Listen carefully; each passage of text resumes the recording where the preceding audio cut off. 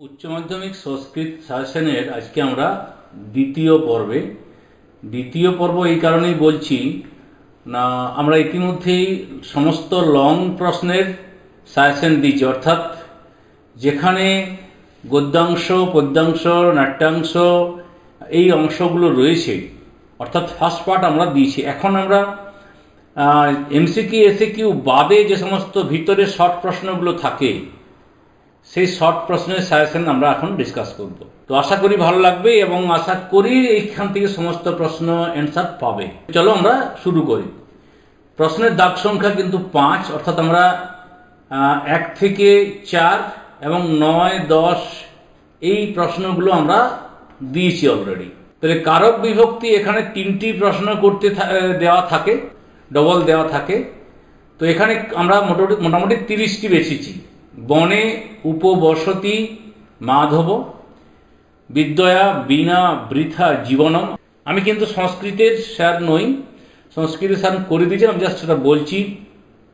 বালকায় মোদক রোচতে কবিষ্ণু কালিদাস শ্রেষ্ঠ, ছাত্রাণাং সুমনং প্রিয়তম, বালক পাদেন খঞ্জ, বালিকয়া পুষ্পং দৃশ্যতে, বিদ্যয়া বিনা জীবনং ব্যর্থম।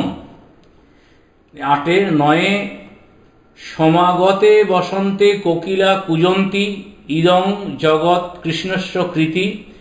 এইভাবে রয়েছে পরপর 30টি।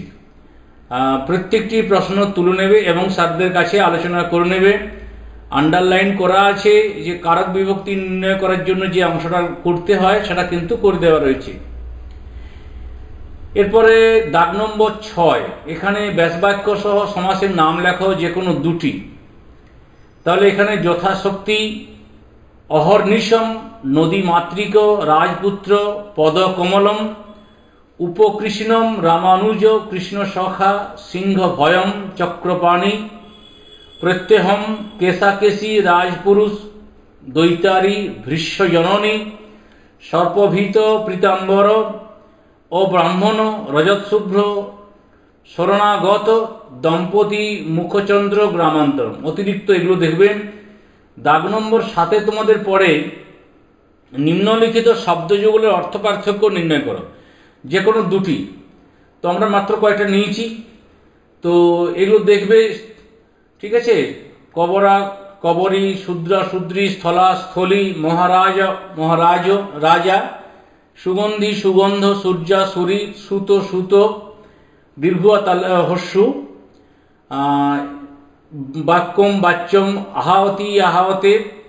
এরপরে আমরা প্রশ্নের দাগ সংখ্যা এলাম 8, যেখানে এক কথায় প্রকাশ করে 3টি প্রশ্নের অ্যান্সার করতে হয়। নদী মাতা যস্য স, ইন্দ্র দেবতা অশ্য, গন্তুম ইচ্ছতি দশরথস্য, অপ্রত্যম পুমান, ব্যাকরণম অধীতে, কন্যায় অপতং পুমান, অতিশয়ন বলবান, লক্ষ্মীরস্য অস্তি, ঋষিনা প্রক্তম, কর্তুম ইচ্ছতি, পুত্র ইব আচরতি, গণপতি দেবতা অশ্য, কস্মিন কালে কুলে জাত। পরে শিবস্য উপাসক, শিব দেবতা অশ্য।